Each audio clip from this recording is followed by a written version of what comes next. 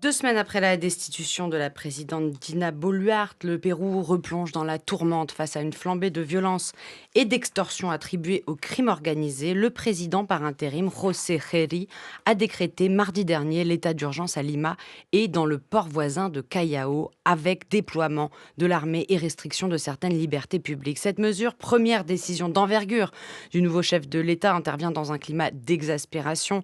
Depuis un mois, la jeunesse péruvienne, réunie sous la bannière de la génération Z, manifeste contre l'insécurité, la corruption et la fragilité des institutions. Dans un pays qui a connu 7 présidents en 10 ans, cette mobilisation témoigne d'un désenchantement démocratique, tandis que la lutte contre le crime devient le principal terrain politique d'un pouvoir intérimaire contesté.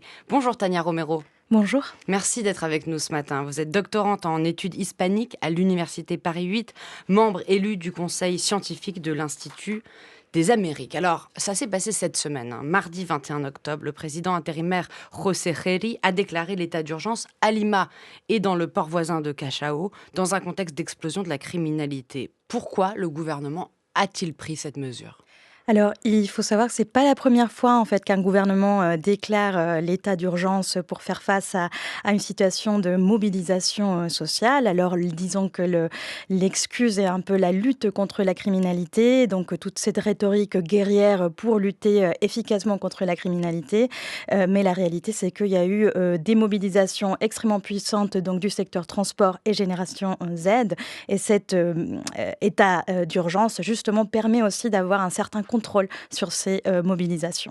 En effet, Lima a été placé sous état d'urgence entre mars et juillet après l'assassinat d'un chanteur populaire de cumbia qui était déjà attribué à ce crime organisé. Est-ce que vous pouvez nous dire précisément de quoi on parle quand on parle de cette criminalité organisée ? Est-ce que c'est une mafia, du narcotrafic ? Oui, alors disons que depuis notamment ces 2 dernières années, on est face à une hausse extrême en fait de la criminalité. Donc 6 homicides par jour, du rackettage, et cetera. Ça se passe au niveau des prisons, mais ça atteint notamment du coup le secteur des transports, les petits commerces et notamment les quartiers populaires en fait. Donc c'est quelque chose qui d'une certaine façon a été un peu une conséquence post-Covid, secteur informel qui se déploie au Pérou, mais il faut aussi préciser que ces dernières années, notamment ces 3 dernières années, le Parlement a voté toute une série de lois en fait qu'on appelle des lois pro-criminalité, qui en cherchaient d'une certaine façon à s'auto-protéger en fait au sein du Parlement, parce qu'il y en a pas mal qui ont des enquêtes judiciaires et qui, par ricochet, ont aussi permis une hausse en fait de cette criminalité. La délinquance est devenue hors de contrôle ces dernières années, mais tout ça, c'est fini. L'état d'urgence validé en Conseil des ministres sera appliqué dès aujourd'hui à minuit pile. On vient d'entendre le président par intérim José Herri du Pérou qui décrétait à la télévision l'état d'urgence à minuit pile. Cette déclaration, elle intervient dans un contexte très intéressant. J'aimerais bien que vous nous en parliez. C'est la destitution par le Parlement de la présidente, l'ex-présidente du coup, Dina Boluarte. Que s'est-il passé ? Pourquoi Tania Romero est-elle tombée, cette présidente ? Oui, alors disons que la raison officielle, en tout cas, est justement cette motion pour incapacité morale permanente, en fait, qui a été votée à unanimité par le Parlement, mais qui ne peut pas être comprise sans un contexte qui, à mon avis, rassemble au moins 3 éléments, qui est le fait qu'effectivement, il y a ce contexte de dose de criminalité dans le pays.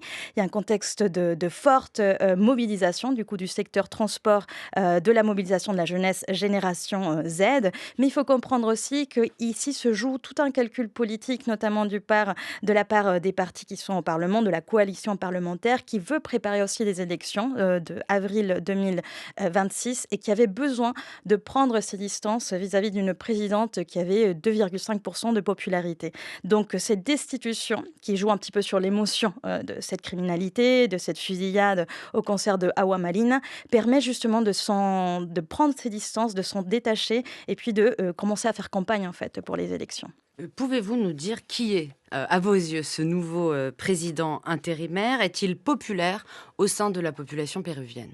Alors, pas du tout en fait, justement, il s'agit de quelqu'un qui est là un peu, il avait même pas été élu parlementaire en fait. Il se retrouve là, surtout parce qu'il est, quelqu'un de très utile en fait par cette coalition, parlementaire, qui a toute une série en fait d'enquêtes judiciaires dont, une, accusation, de viol qui justement elle a été classée, sans suite dans un contexte justement où même le secteur de la justice, en fait, est aussi remise en question. Donc c'est vraiment une image, qui crée beaucoup de polémiques et qui a choisi aussi, dans son entourage, dans son cabinet, des personnes qui, disons, ne sont pas du tout favorables à l'opinion publique. Il a 38 ans, il a prêté serment vendredi. Il était quand même le président du Parlement. Oui, oui, oui. Mmh. Alors, c'est très intéressant de voir ces mouvements de cette génération Z, hein, celle qui est née entre 1997 et 2012, qui se multiplient. Hein, Madagascar, le Népal, le Maroc, bien sûr l'Asie du Sud. On pourrait parler de beaucoup de pays. Quelle est justement la spécificité au Pérou de cette Gen Z?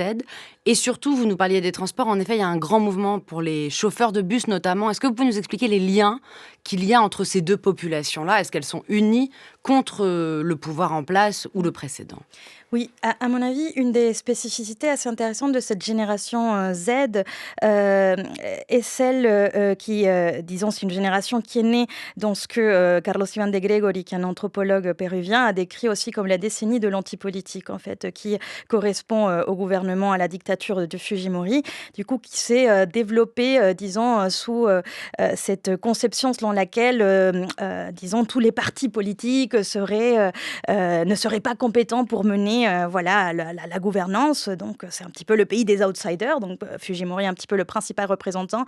Mais c'est aussi, voilà, toute une décennie qui a entraîné, disons, la destruction, en fait, des partis et un espèce de sentiment apartisan, en fait, au sein de toute une génération qui n'a plus véritablement de référents politiques, en tout cas au sein des partis.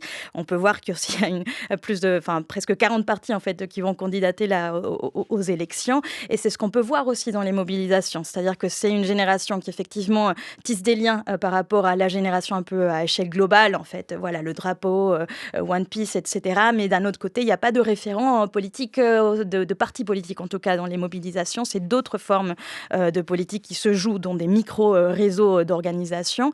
Disons que dans le début des mobilisations, donc octobre-septembre, cette convergence avec le secteur transport n'était pas suffisamment explicite, mais elle commence en fait à devenir de plus en plus solide, notamment, je pense que par rapport à cette mobilisation qui est prévue pour le 25 octobre, là, véritablement, le secteur transport a affirmé une participation, en fait, au sein de cette mobilisation qui a été appelée par la génération Z, parce que là, effectivement, on fait suite à une grosse mobilisation du 15 octobre, une immense répression, l'assassinat d'un jeune, en fait, et voilà, là, tout va un petit peu se jouer, en fait. Oui, il y a eu un mort dans Oui, ces tout à fait. dernières mobilisations et on voit sur les images un pays qui s'embrase.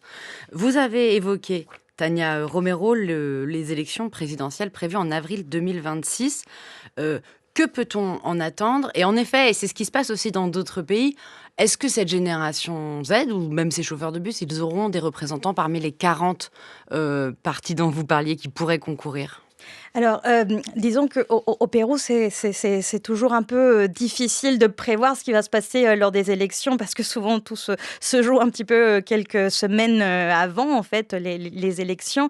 Ce qu'on peut voir, c'est qu'au niveau, et à la fois du secteur transport ou, de la jeunesse, en tout cas même des mobilisations précédentes, ces mobilisations, enfin, c'est-à-dire les mobilisations sont très efficaces en fait. Elles ont historiquement, joué un peu un rôle de veto en fait, par rapport à toute une série de réformes, mais elles ne se sont pas traduites dans un véritable mouvement ou dans des partis. Donc actuellement, il n'y a pas véritablement un leader ou plusieurs en fait personnes ou noms qui pourraient être là représentés en tout cas pour les élections. Donc il faudrait voir un peu ce qui va se présenter en fait en avril et qui pourrait être peut-être la personne, peut-être un outsider, une outsider en fait, qui serait à même de canaliser un petit peu voilà cette colère de la population.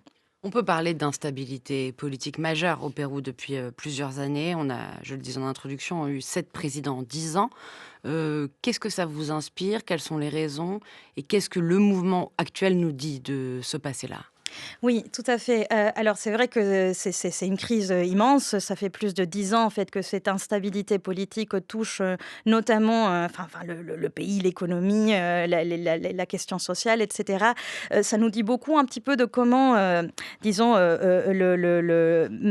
les partis ont été dynamités en fait au sein du Pérou. Ça n'existe plus. Même les frontières gauche-droite, c'est devenu un peu plus flou, en tout cas au sein du Parlement, en raison des coalitions plutôt opportunistes qui se sont menées. Donc actuellement, ce qu'on peut voir, c'est que le Parlement a gagné une telle force, et c'est la raison aussi pour laquelle, dans les mobilisations, un des mots d'ordre, c'est justement qu'ils s'en aillent tous, en fait, parce qu'on voit que les présidents, finalement, cette espèce de succession de présidents un peu par intérim, sont un peu les représentants de ce Parlement qui est perçu par la population un peu comme un espèce de réseau, souvent un réseau criminel, en fait, qui vote des lois pour se auto-protéger, et qui nous dit beaucoup, en fait, de comment cette espèce en fait, cette évolution et cette espèce de hausse du pouvoir au sein du Parlement leur a permis justement d'instaurer quelque chose qui est très difficile, en fait, de déconstruire, en fait, dans l'état actuel. Eh bien, merci infiniment pour ces explications. Tania Romero, doctorante en études hispaniques à l'Université Paris 8, membre élu du Conseil scientifique de l'Institut des Amériques. Merci d'être venue sur France Culture ce matin.